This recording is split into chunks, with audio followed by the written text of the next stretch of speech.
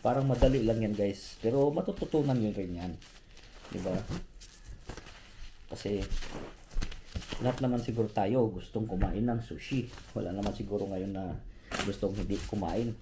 Matry ang sushi, diba? Maliban sa Korean food na patok ngayon, sushi ay hindi mawala kahit kailan yan guys. Kahit dito. Korea nga, hindi pa masyado dito. Pero yung sushi, marami talagang Japanese restaurant dito sa Manchester. Not just in Manchester, but all over United Kingdom. Marami na Japanese restaurant.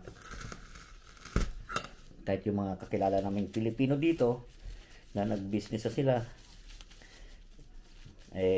Japanese pa rin ang kanilang business. Kasi ina talaga sa mga puti itong Japanese food. Yung Korean kasi bago-bago lang yan. Pero nag-ano na rin ang mga puti. Pero dito pa rin sila sa sushi. Iba pa rin ang sushi. Yan. Ayan lang guys, oh. Saka natin i-roll.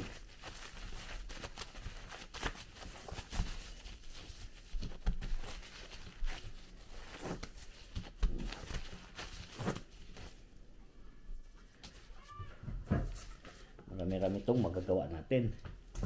Meron pa tayo dyan chicken. Meron pa tayong chicken na gagawin.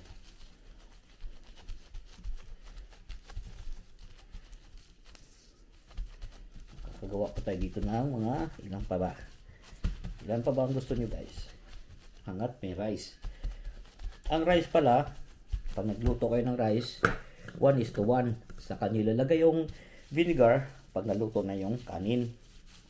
Hindi nyo isasabay yung vinegar pag nagsaing. Hiwalay. Pag naluto na yung kanin, saka nyo ilagay ang vinegar.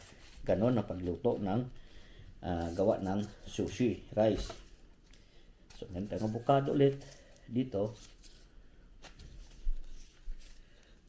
Ayan. Ito medyo maganda-ganda. Hindi masyadong overripe.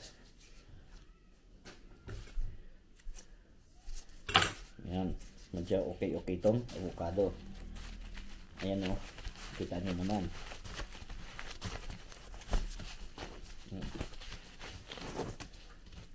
Kita nyo naman. Ganun lang kasimple. Unahin muna natin lahat ng salmon at bago ang ating chicken. Meron tayo ditong chicken katsu.